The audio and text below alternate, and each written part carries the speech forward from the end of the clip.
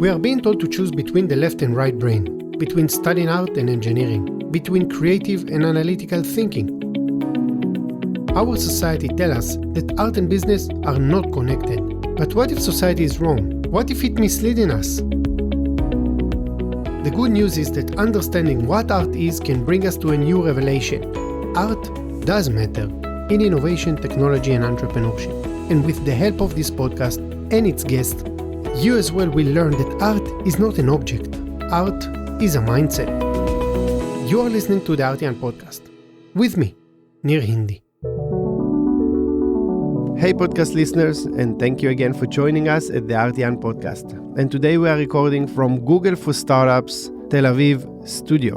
And today we have with us Shimon Adaf, a good friend of me and the Artian team. Shimon, welcome.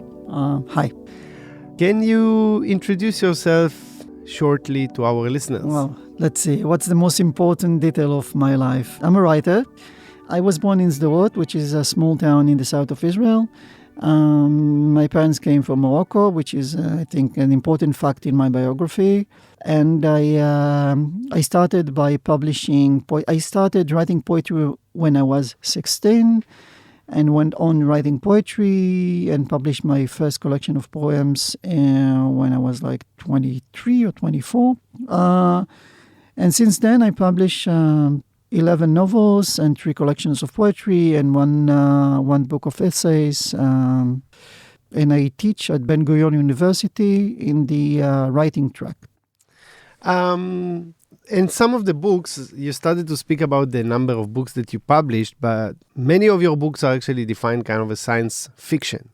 I wouldn't call it science fiction per se, but a speculative fiction. So, shall I ask what attracts you in science fiction or in speculative fiction? First, I like science fiction. When I was growing up, I read a lot of science fiction alongside with poetry, which was, when I was a child, I come from a religious background, so I studied lots of religious texts, and when I wanted to be free of the religious texts, that's what I would read, science fiction and poetry. So I can tell you something about what draws me in science fiction, or what drew me in science fiction. But I think that some of the things that I do right now with science fiction structures and themes and way of thinking is a little bit different from the thing that I used to read as I was growing up. So as a reader, for me, science fiction is first a way to put a philosophical question into a narrative. Turning a philosophical question into a narrative, you create a world in which philosophical question is the reality itself. And you try to engage with this reality. And there is many means to create a world that is basically, it's basically a question about life. When I was growing up, I was starting to ask questions about my beliefs, about being religious, about... when you're a religious person, then you spend lots of time thinking about how the world is built. It's not like that you have this kind of scientific knowledge or technological knowledge. You are told certain stories about how the world came to be. And much of the discussions is about the will of God, about how do you understand fate, how do you understand existence. And for me, philosophy was kind of... I don't know if it was a replacement, but it was, I would say, intellectual way of engaging these questions or tackling these issues without tackling issues of faith. Understand? Do I really believe? It became just, academic in a way that's, what does it mean to have free will? Do you have free will or everything is predetermined? It's a major philosophical question, but when you live in a religious surrounding, then the question becomes a question about God, about the existence of God and what God wants from you. But when you ask it in kind of a secular environment, then the question becomes kind of academic, it's become speculative. So for me, it was the draw of philosophy was very strong, and I was started to, but I couldn't read philosophy. I tried to read... I remember Plato, other philosophers, and it was very hard for me because you have to have a training in order to understand the real nuances in philosophy. But when you take it and you turn it into a narrative, And the characters are really, they are through the characters you experience the questions. Then it's much easier to tackle. So that's why I started reading science fiction, and there were many writers that I really, really liked, and kind of pose questions and enables me to explore issues that were kind of detached from my life. And you mentioned those that science fiction, it was some of the literature you used to read, but I would assume that reading and writing obviously it's is different. Very different. Very different. And I'm interested because for me at least, speculative fiction or science fiction often deals with the future. Yeah. And as humans, we are always caught to what we know. While when you write a story that happens in maybe different dimensions, in different realities, you actually need to, I wouldn't say forget everything you know, but be able to go outside of what you know in order to put yourself in this environment. And it's interesting for me to try to understand how you actually do it, how you actually go to a place that maybe none of us have been before as humans, in order to write what you want to write. So first, I don't think that that's first. This is like the first major difference between speculative fiction and science fiction as kind of a genre, because science fiction tends to deal with the future, and speculative fiction has this kind of dealing with the future, but it's just part of all its way of working, because speculative fiction also deals with alternative. It's not just the future, it could be a parallel reality in which you have like the same history, but something changed in history, and you are able to see your present in a different way. But yes, it has to enables you to rethink what you know about your own reality. And it has to make you rethink your basic assumptions, what you know about life, what you assume that you know about life, and how you act. But I want to make it more specific in a way that first about writing, which is kind of different from being a reader, because when you write, let me start at the beginning. So let's talk about how science fiction enables you to build worlds, and we spoke about it a lot of time, and I just kind of going to just mention things that have been spoken with winners, most but of the listeners are not attended our conversation. That in science fiction there are really two major modes of producing another reality. The first one is alternative, which is not the alternative that I'm talking about in speculative fiction, and I'll get to that. Alternative, it said that let's take one of the assumptions that we take for granted and change it, and let's see what would happen. And I think the most the example that comes to mind it's a thought experiment. Like thought experiment that Ursula Le Guin did in Left Hand of Darkness, in which he said, okay, we are used to having male and female, and let's think about a world in which male and female are only for a very short period in which that they have to mate, and you begin as a genderless creature, and you go through your life without having a gender. And when comes the time that you want to mate or bring children to the world, then you get assigned a gender. You become either male or female. And you can change throughout your life. You have the experience of male and the experience of female. What we would think about gender in this reality. And then you go through this thought experience, and when you get out of this and you go back to your life and you say, well, maybe gender is not such an important thing. Even though it's very important, and it's something that changes your life. It's like, Freud said that anatomy is fate. You are born with a certain anatomy, then it's your fate in the world. And Ursula Le Guin says, no, let's not think about this as fate. Let's think about this as choice. What's interesting is that it go back to what some of the conversation we had in the past, and that actually we see that the young generation started to refer gender as something that exactly the art or the culture actually perceived many, many years ago. Yeah, but in a way, science, what this thought experience enables you to do, because it's a fiction, then you have this alibi of fiction, it precedes theory. in a way. It frees you. Yeah, like it to frees you and say, explore. okay, let's think about it. Even things that now physicists talk about as like, what would happen if this world was merely a simulation? How would you know the difference between a simulation and reality? And for us, The Matrix. Even before the Matrix, when you read a writer like Philip K. Dick that wrote in the 60s, and he deals with that. And he said, okay, we only have our senses. And he goes to a very basic philosophical question and say, how do I know what is real? Everything could be deceiving. Everything could be fed to me through my senses by evil demon. It could be by an evil God that wants me to perceive reality as they wish. How do I know that I'm not living within a simulation? In addition to everything, all the being occupied with the day-to-day, now to have all those questions. Yeah, but this question kind of change your hierarchies in life. You know what's important, what's not important. Let's say that we know that we live in a simulation, that nothing matters in it. Would we behave differently? Would we have the same morals? Yeah. So you started to speak about alternatives. Yeah, as this alternative. And the other stuff, which is what science fiction started with, is extrapolation, in which that you take trends or discoveries that are being made or you start to show in your own life. And then you say, let's see what the implication would be in 10 years, in 15 years, in 20 years.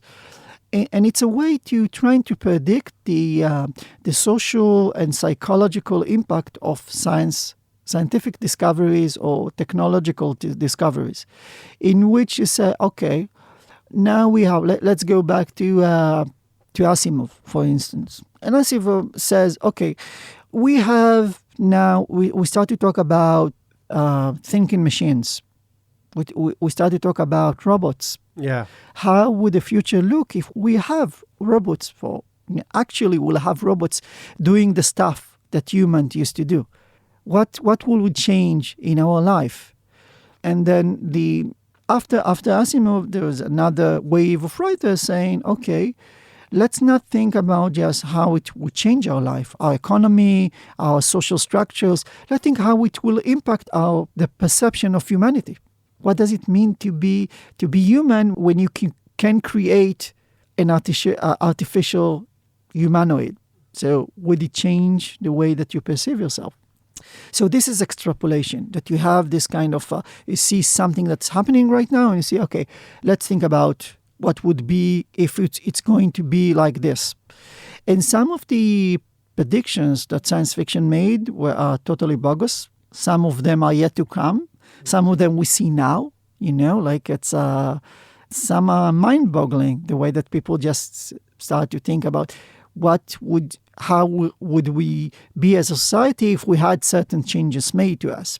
So, yeah, I mean, you're talking and it's kind of, again, I reflect on some of the conversation we made. And, if I take it to my world, it's kind of this extrapolation. It's maybe what I will call incremental innovation, is that how we improve or how we take what we have today and make it maybe better or different in implications. And as we spoke in the past, I think you mentioned at least the best example for it is what's happening in Black Mirror, the TV show that shows the existence of the current technology and where they might go. It's a good example and a bad example as well. It's a good example because they do a very good work in trying to underline or underscore the major technological changes that are happening to us, and then ask what would be the impact in 5 years, 10 years, what we can see about. It's as a mechanism, it's perfect. But their own perception about technology is grim to start with. So they believe that technology it's pessimistic. And we have this kind of a strange thing that we are very pessimistic about technology all the time, even though technology improves our life. And we have in some parts, it's corrupt our life, like social media and everything. It corrupts our life. In other aspects of our life, it improves our life. You don't see many writers really exploring the way that technology can improve our life. Like the goodness. You have a better medical technology right now.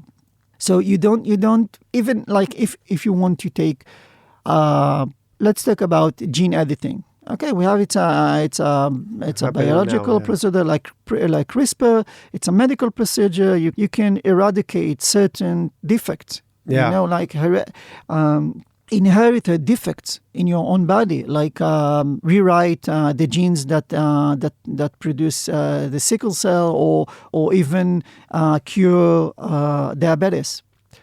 And you don't see any writer say, let's talk about society in which we don't have diabetes, because we have this technology of gene editing. How we change it would change it. People would say, what will go wrong?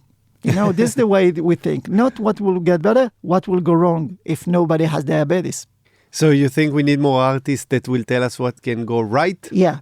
To think, put optimistic. I think that we need more artists that can deal with complex situations, not just good or bad, not just pessimistic or optimistic, not utopian or dystopian. That people that want to dive into the complexity of life, because things are going to change, and we are going to change as human beings. But it's going to be very, very hard to differ between right and wrong. And I think that's what literature is supposed to be, to ask this question, how we would know what is good for us and what bad for us. Not just it's going to be bad or it's going to be good. We always speak about the future, and the society we are occupied with the future, what will happen in the future, how the future would look like, etc. But in our conversation, you actually mentioned that one cannot understand the future if she cannot understand the present. Yeah. What do you mean? Even. First, the concept of future is kind of, it's misleading. You know, we talk about many people that are considered to be futuristic. There are people just look at the present all the time, in a way, and then they say, okay, and it's not that's what's going to be in like 20 years. It's what's happening right now in the present, and how changes are starting. You see a bud of changes. You see the changes budding. You see them happening. But you also cannot understand, of course, what's going to be without looking back at the past, because as human we tend to work in patterns, and we kind of we turn back to find modes of behaving in the past in order to understand how we're going to be in the future. And many examples are from I don't really like the Handmaid's Tale by Margaret Atwood. Okay. But when she was asked about how she thought about this kind of society, and she said, I didn't invent anything. I just looked back and saw things that happened in the past. And just thought what would happen if they were going to come back. And we have this kind of... we shouldn't think about time as linear. It moves in circles, and it moves in waves. So if someone is listening and want to try to understand the present, what they should do? We cannot understand really the present without trying to look back and see what changed, and look right now and see what's really changing. You have to get attuned to things that are happening right now, because the human mind can invent a lot of stuff, and I'm all about inventing. That's why I think I'm more speculative writer than a science fiction writer in my core, because I'm interested sometimes in allegories and not just in metaphors, like science as a metaphor, technology as a metaphor, and not really in a predictive way. You say that this is the technology, that's what's going to happen. It's what kind of consciousness it represents for me, the technology or the scientific discovery. And because you can invent, you can go to wild places. But if you want to understand what's going to come, then you have to be attuned to what's happening right now. So what helps you to do this process? First, I'm very attuned to things that irritates me. What irritates you? Social networks. It's funny what you say, because, I'm also kind of exploring what other artists are doing. And in 2012, there was one artist named Ben Grosser, I think. And what he claims is that we are so obsessed with how many likes we are getting on photos that it actually ruined our experience with the social network. So what he did, he developed a dematricator or something like that, actually removed the likes, so you cannot see it.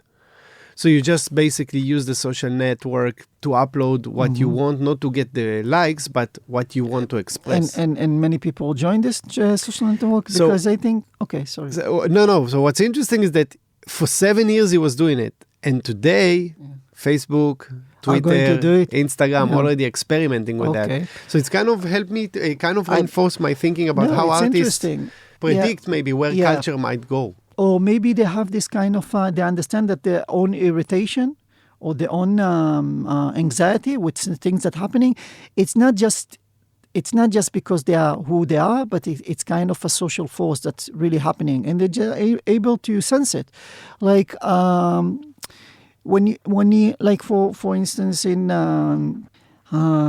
one of my books, it was supposed to happen in this year and 2019 is like it was a generation. This generation, they are so fed up with the way that images are forced upon them through the social network that they start to they develop their own filters in which they can just use the social network only to communicate with people they like or the people that they know in person. And they have this kind of new codes and new taboos. Like you cannot call without notifying first that you're going to call. And I explored it because I feel that what I see, it's that first you have this freedom in which you can connect with everybody and you can follow anyone. But then the fear starts and you feel like you are you are being sometimes invaded by other people's consciousness.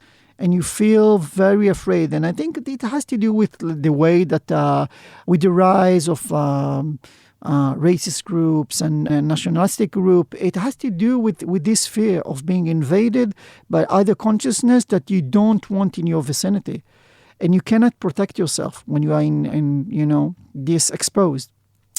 And I think that it's not just what irritates you, but also what instills this kind of awe in you. And you see something and you are amazed. And you say, wow, it's really, and I think as a culture, we become deaf to the sense of awe. So what owe you or what? Like when I first, when it was like 5 or 6 years, when I heard about CRISPR. Yeah, maybe we mentioned a bit what CRISPR. Okay, CRISPR. I think it's very known. It's a technique for gene editing.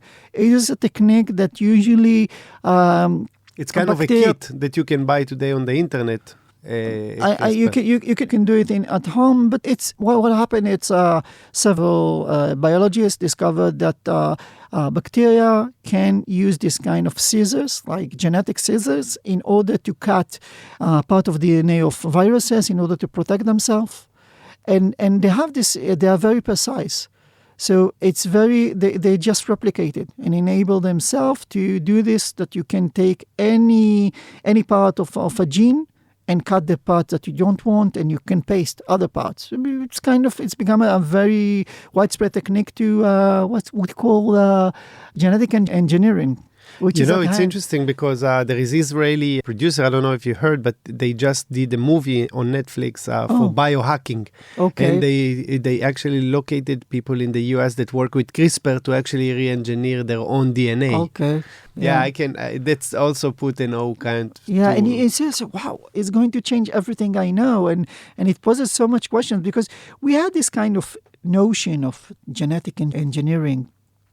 But now that it's going to be so widespread, and you can start see, it's become a reality, and you say, okay, let's think about where it can lead me. So it will be a topic in your next book. It was a topic in one of my books, but it's kind of I use it as kind of a metaphor of the of our need to control everything in our environment and the places that it can get us. One of the things that at least I like about the way you write, and later we would be better to also mention some of the books that you have in English, maybe in Spanish or other languages, but you often kind of create unique experience to the readers. And again, I often hear people talking about experience and user experience, etc. But the way you write your books, there is always kind of mixed realities and imagination. To your figures, there is a symbol, there is existence in reality. One of your books, if I recall, the main character had a blog, and you managed the blog before the book was published, right? So you started to write the blog under the name of this character for a few, months or a year. It was almost a year, yeah. And another book, after knowing you for a few years, and I read one of your books, so in one of the books, again, a character named Ophir talks about a playlist. And knowing you, I knew that this playlist is actually exists. So first of all, thank you for sharing with me this playlist. But I think the highlight of this, maybe at least for me, this way of working is the new CD or album that you just launched, or maybe I shouldn't say you, but actually Dalia Shushan, the main figure in your detective series or trilogy. Yeah. And I have the CD with me here, and also it's available on Spotify. We'll put the links to the Spotify playlist on the website. And you actually invited some of the well-known singers in Israel, and you actually published a whole album with the name of Dalia Shushan as the main writer, and Ophir, the same guy as, not Ophir, the one that composed the music.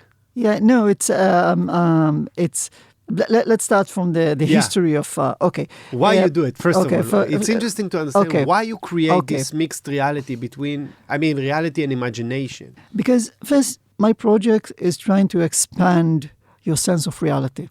It's not because, usually when you read realism, then you understand that the rules that apply in the novel, it's the rules that apply to your life. Yeah. It is an assumption that I'm not sure that it's correct. You know, there is a very famous science fiction writer, Samuel Delaney, which I really, really like, and he says that let's do this experiment.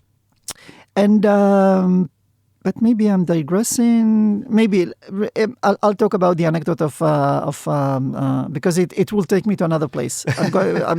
Instead of answering your questions. But what will happen when we have this kind of assumption about what's our experience in reality? Then sometimes we cut out things that they're not fitting in this scheme that we have of reality. You know, sometimes we have experience that kind of transcend what we know about life, because we don't really know anything about life. We know about certain things. You know, we know about how physics work in the quantum realm, and we know how physics work in huge scales, like general relativity. We assume that we know.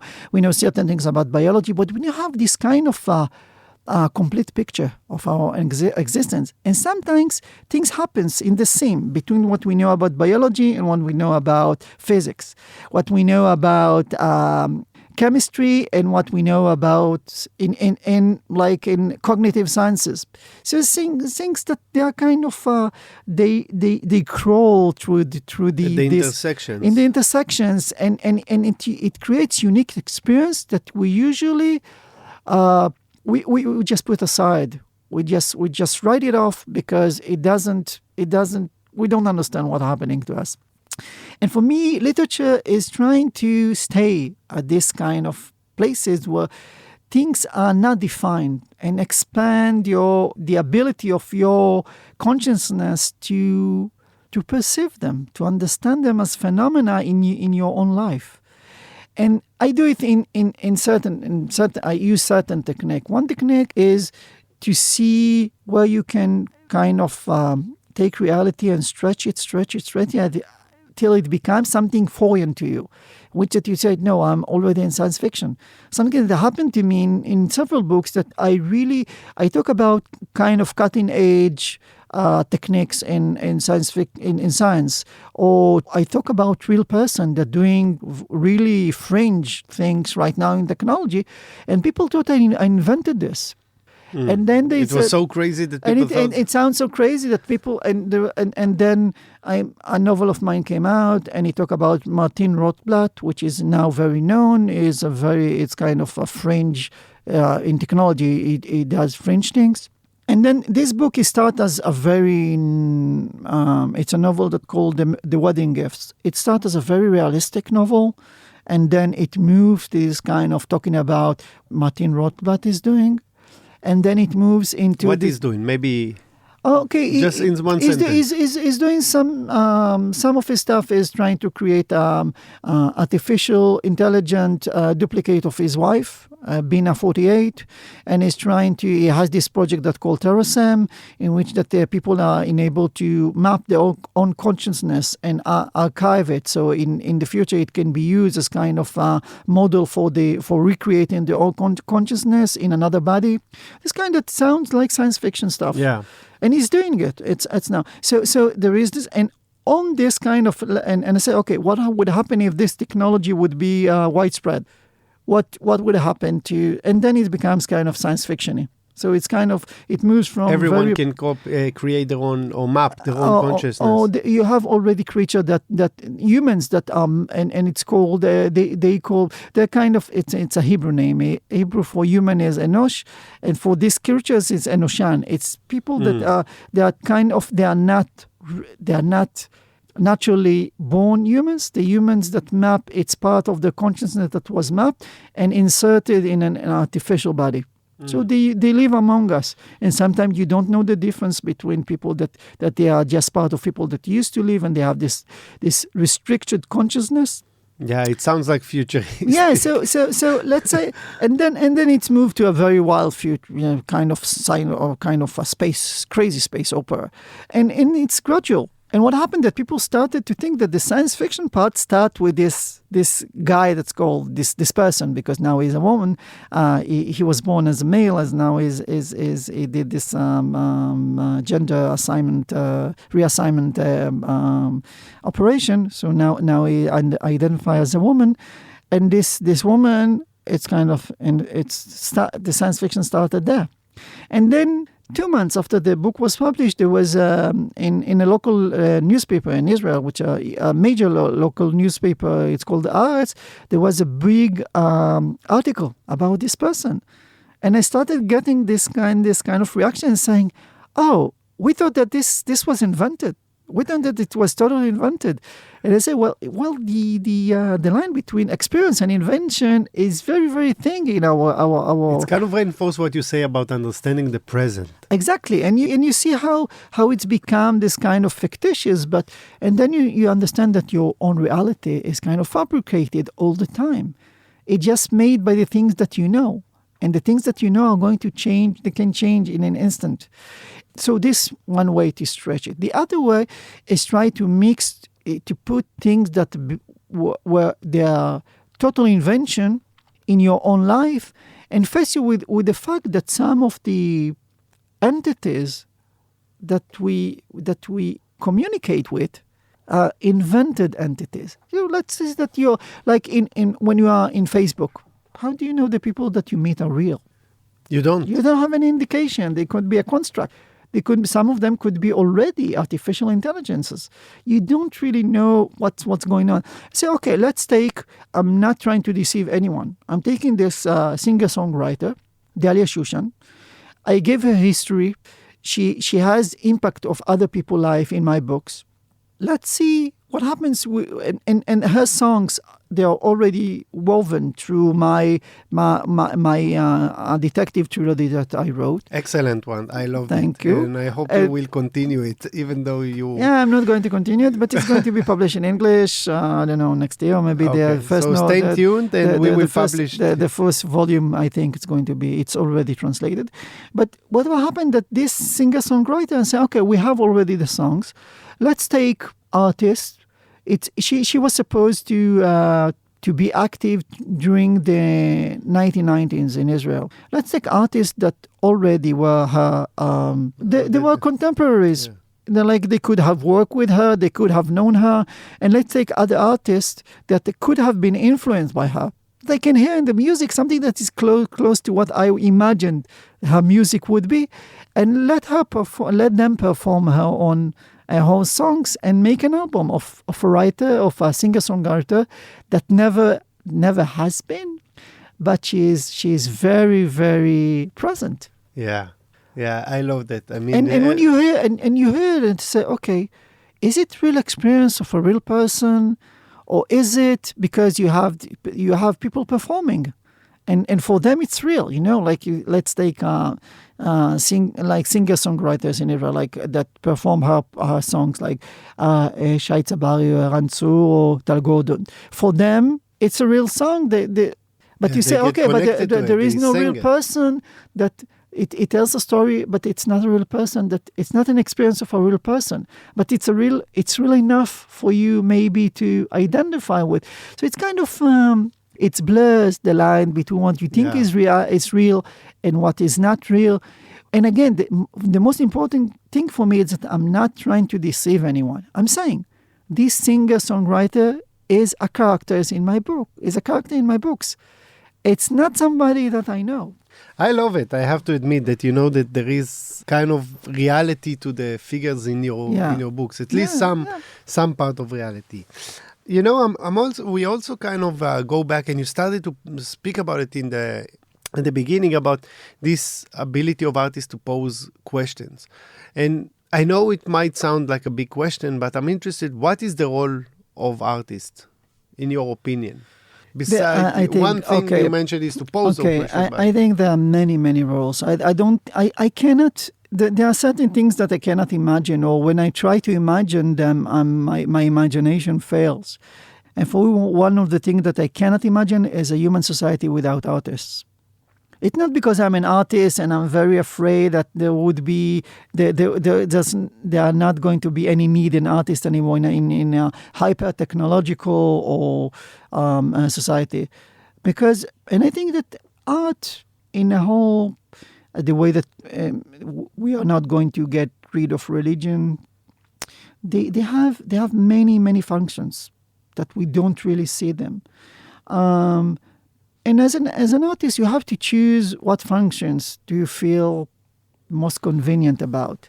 And for me, it's posing questions. For me, it's trying to produce an alternative to things that I see, or trying to explore things that are not explored yet. But I think some of the art can give you solace. It can entertain you. It can make you. It can strengthen your existence. It gives you sometimes certainty. But art can do the opposite things. It can break down your world. It can undermine your existence. It can bring you pain. So I'm on this other side. The opposite. Every time I'm speaking with you, I'm learning something new. It's always amazed me. And it's kind of maybe I'll go, I don't know if it's a matter of questions, but I think it's also kind of go back to what we spoke about, conceptualizing futuristic ideas. I always say the entrepreneurship world, the technology world, the business world need to look to what artists are doing, because artists, for me, are always at the forefront of what we know and what we don't know. And they're always, you give them the newest technology, and for them, it's still not enough. It's still just the basic of what they need and what they want. And last May, we actually had a very nice, in May 2019, at least, we had a very nice event together in Mexico, where we spoke about why innovation can come from art. And then you spoke about how science fiction actually conceptualized some of the most popular, I would say, technologies of today, but they conceptualize it in the 40s, 50s, and 60s. And I'm interested to kind of maybe to explore with you this.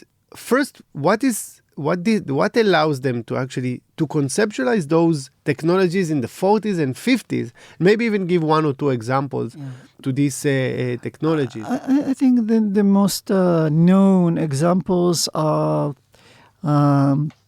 One of them is very known. It's Arthur C. Clarke.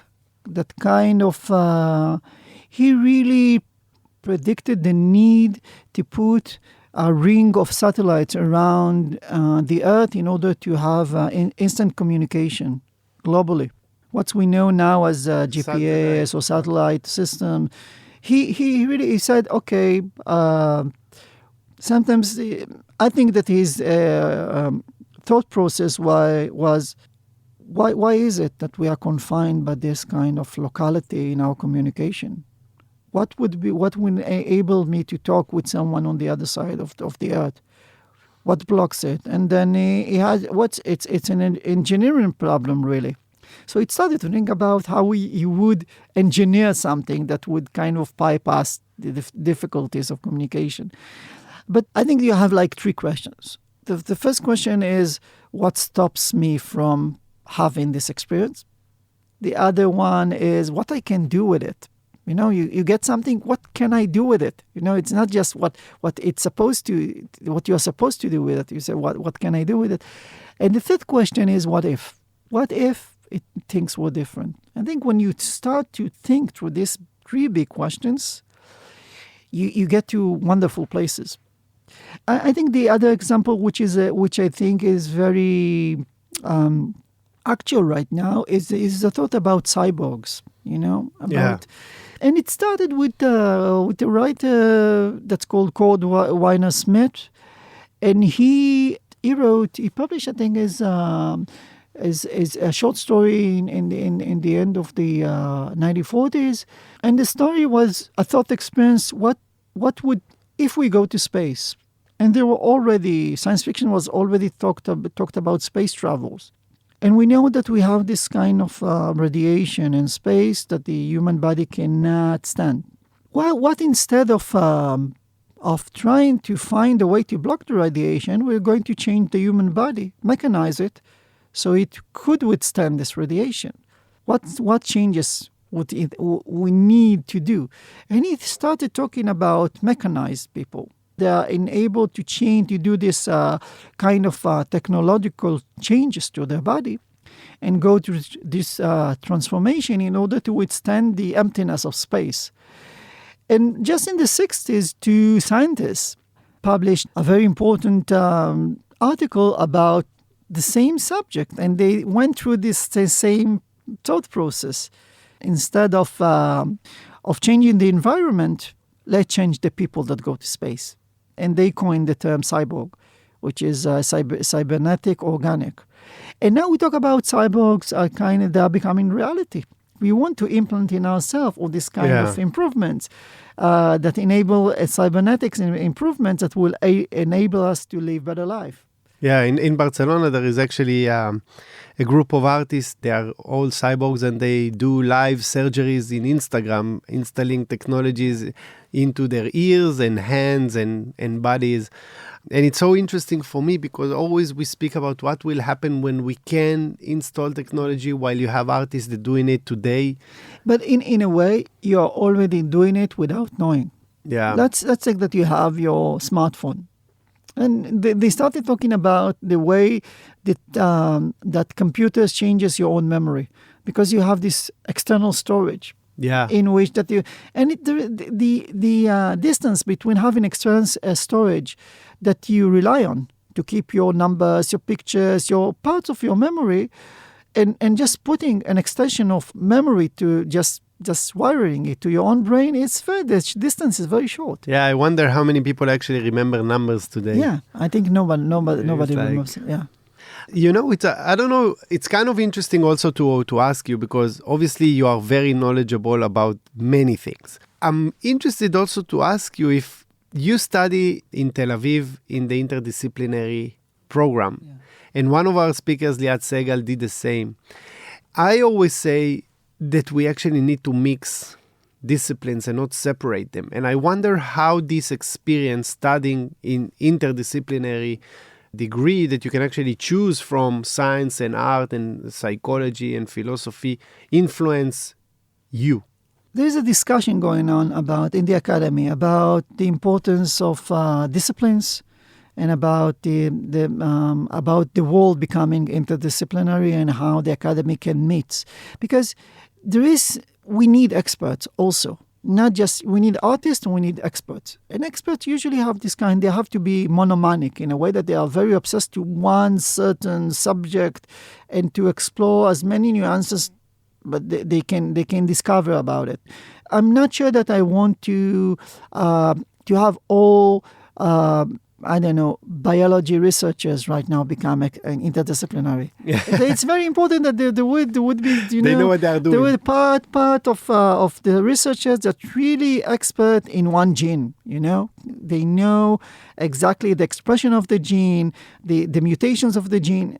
But what happened in interdisciplinary, I think that we have this class of people that they are in their nature. They think their thought is not just, how I would say it's more vertical, not vertical, horizontal, in a way that they can spread and they move with association and analogies, and it kind of ignites certain parts of their brain, that usually are not connected. They see one thing there and they understand something about that, and they have to have also this kind of training. And for them, the interdisciplinary program, it's, I think, the best way to, and for me, it was like kind of a Luna Park. I was interested in math, so I went and did some math classes. I was interested in computer sciences, so I took some classes in computer sciences. And I was interested in philosophy, so I took courses in philosophy, and I could do my own. I kind of had my own program, and I was able to write my own curriculum, and I could, in a way, create my own way of thinking through this kind of program that exploratory maybe. And I think it's a very good program for artists, because artists don't really know what they should know. If you want to be a quantum physicist, or I don't know, you want to do organic chemistry, there is certain things that you have to know, and you know that you have to know them. But when you're an artist, the first question is, what do I need to know in order to make art? And there is no place that really train you to be. You can be trained to be a conceptual artist. You can even like when you go to art school, you have certain disciplines that decide for you what's being an artist is.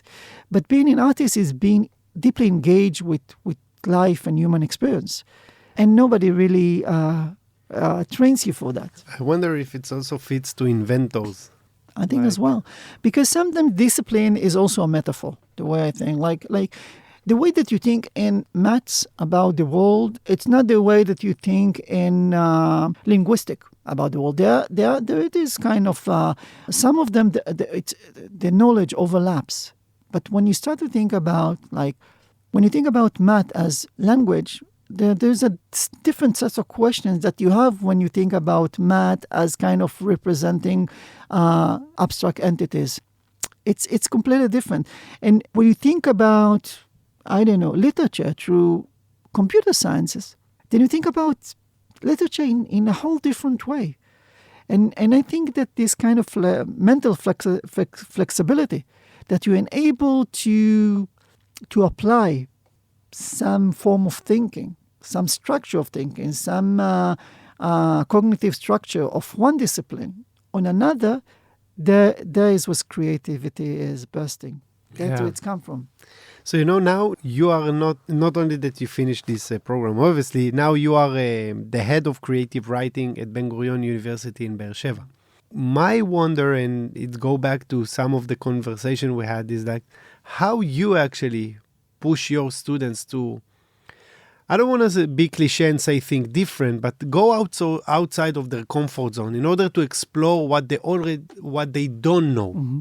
So there are many forms to do it. First, I think my most important tool is the word. In Hebrew, it's called tzarich. And for me, the most important remark I can put on text when I get it, or the first my first reaction is, do you need it? So when you underline a sentence and you ask the student, do you need it?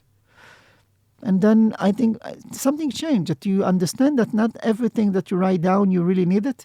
And you start to understand why you need certain things and why you don't need certain things. And the other one, I give them assignment that make them think differently about what their own predisposition as writers. Like, For instance, like in poetry, I tell them try to take one experience and describe it in a lexicon that for you is the most opposite of this experience. Like take, for instance... Mention this example that I love about shawarma and faith. Yeah. I think it's amazing. Okay, for me at least. So I gave this assignment in poetry class, and one of the students, she wrote a poem in which she described her own struggle with fate through the metaphor of shawarma, which is like the meat going around in the grill and being burnt by the heaters. So it's it's kind of changed the way you think about fate suddenly. Yeah. And the experience of fate become very carnal. It's the pun is intended. But you say, okay, let's do this. Or I like to talk with them about what's called in literature defamiliarization. Defamiliarization, it's a term that was coined by the Russian formalists in the beginning of the 20th century, in which they said that things become too known to us. They are too familiar. And we have to think about technique in order to make things strange again, to make them... To bring back maybe this sense of wonder. Yeah, exactly. To rethink them, why they are, what they mean for us. And then, we can start with a very simple assignment in which try to describe human activity through the lens or the perspective of an animal or an object. And you start to say, okay, let's think about, usually our tendency is to take the animal and kind of project our humanity. And all the animals that we describe, usually they perceive the world as we perceive it, And I said, no, let's think about how their knowledge is being derived from their own experience. Like, for instance, one of my students, also she wrote about she was trying to adopt the perspective of a staircase.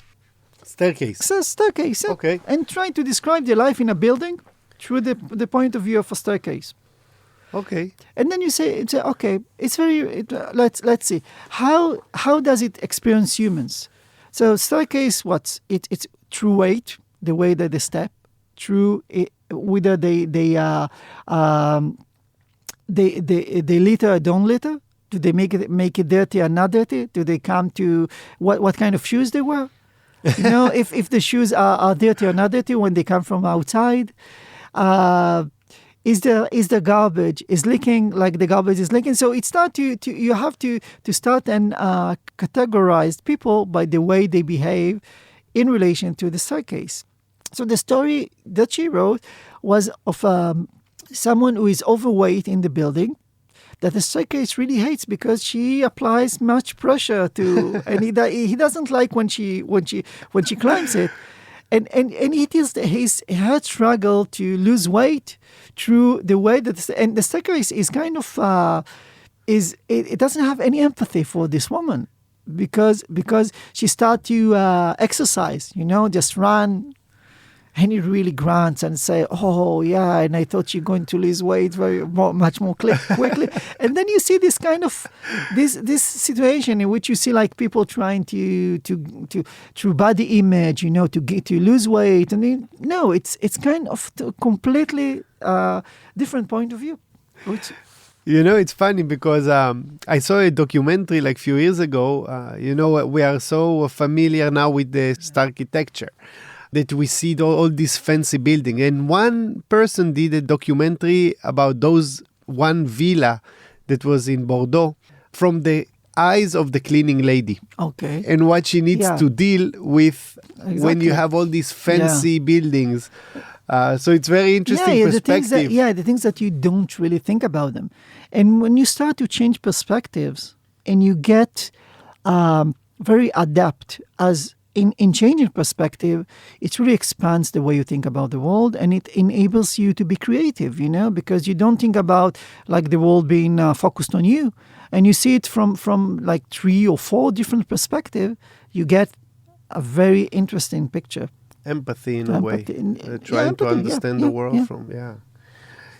You're very active in the recent years, even though every time we speak, you tell me, that's it, I'm not writing books anymore. And then you publish every year a book. Yeah, I'm going to stop publishing. Yeah. So I wonder, where does it come from, this need to actually write? Because obviously it's a very tough process, and I admire you. I don't know how you do it.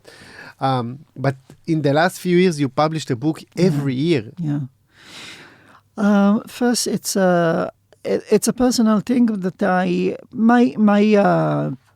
my writing is part of my identity, and it's part of my self-maintenance in a way that it's when I write, I feel better.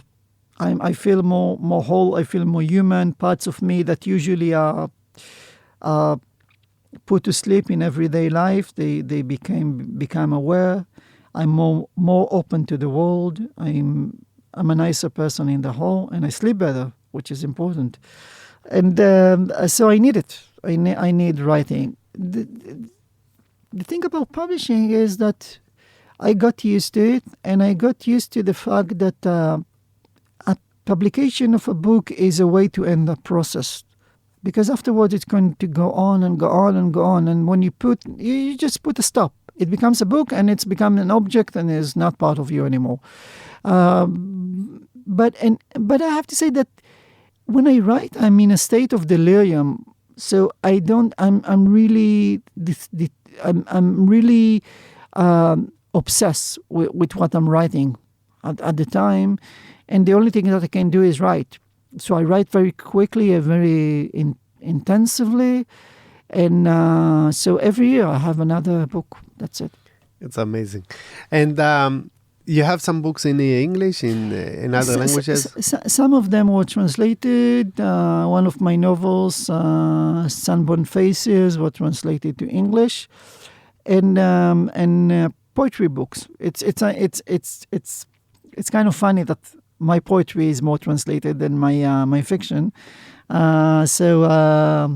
My third collection of poetry came out in English just now. It's called Aviv, and it was published also in Spanish. It came out in Spanish. Two of my poetry books came out in Spanish. Aviv, and another book that's called That Which I Thought Shadow Is a Real Body. What else? One book in France, one book in Italy. And you have the speculative fiction coming up. Yeah, the detective trilogy is coming out. Which I love. Thanks. It's coming out in the US, and it starts as a detective fiction, but it becomes very wild. Like the third volume is going strange places. Yes. It's different from the Hebrew one. No, it's... Okay. No, the first one is kind of a traditional detective, and then the second one is, it's called, it's a meta-detective, because the detective in the first novel becomes a writer of detective mysteries. Yeah. And he deals with the questions of writing about... Yeah, Elish, yes. And in the third novel, he becomes the mystery itself. It's an anti-detective novel. Yeah. We are friends for many, many years, and you obviously have your own world of science and art and technology, and I'm all the time in the world of entrepreneurship. And I wonder, from your perspective, what are the similarities you might see between entrepreneurship and art, or maybe entrepreneurs and artists? First, I got convinced by you because I had a very at first when you told me about it, my reaction was I was taken aback, and I said no, there is no connection, and entrepreneurs are people that are trying to make money, and art deals with the freedom of spirit, with breaking rules, with breaking borders, with thinking outside of this material world in a way. But I can see similarities, through our acquaintance. I'm beginning to see first the question of creativity, the fact that you get something, and you think about not just improving it, but using it in a different way that it was intended to. We talk about what can I do with it, and I think these three questions. I think that entrepreneurs already think through them. with the first question, what stops me from having something? How can I overcome? Then what can I do with it? Not what it's intended to do. What can I do with it? And the third question, what if? What we have a technology that could, why we are stuck in traffic? How can we bypass it? I have a technology that enables to have to interchange information about what happened with traffic right now. And I think, why do we need to drive by ourselves? This question of, can machine do it better? It's, what if we had machines that can do it better? So I think it's like these three questions for me. It's the same. It's the same framework of mental activity. Nice. So I'm happy. At least I managed to make you look different on entrepreneurs. Yeah. and it's a good thing that you make entrepreneurs look different on artists. Yeah, Shimon. I can think. I feel personally I can continue for another 2 hours with you. I have so many questions I want to. But let's stop. I want to ask you. But maybe the next step will be to have our own show together. So maybe, I want to say thank you for joining us and sharing all your fascinating way of thinking. And I can just hope that you won't get tired of writing books. I'm not going to get tired of writing, but maybe I'm going to get tired of publishing. So please don't. Oh, okay. I think the world needs you. Okay, I'm not so sure. But thanks. Thank you again for joining us. Thanks for having me. It is already 2 months since we launched our podcast, and we are hoping you enjoy it. And more importantly, you learn about the artistic mindset. This was our last episode before the summer break. Meanwhile, we are working on the upcoming episodes. You should enjoy the summer, have fun, meet friends and family, and more importantly, stay safe and stay healthy. We will wait for you here on Thursday, September 3rd. We are producing our podcast without any ads, and we are relying on our community's direct support. People like you, our listeners. So if you find it valuable, I will be super grateful if you could spread the word by leaving a rating and maybe a review. It will take you just 30 seconds to do so, and it is very helpful in getting these ideas to a wider audience. If you are interested to develop your artistic mindset, if you are looking to grow your business, if you want to develop the innovation competencies in your organizations, I will highly recommend you to check our workshops and trainings, all available on our website. This episode was recorded from Google for Startups Creator Studio in Tel Aviv. Check out Google for Startups website to learn more about their support for entrepreneurs.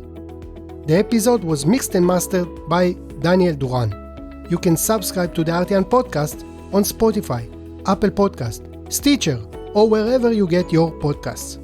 Our previous shows are available on our website, www.theartian.com/podcast.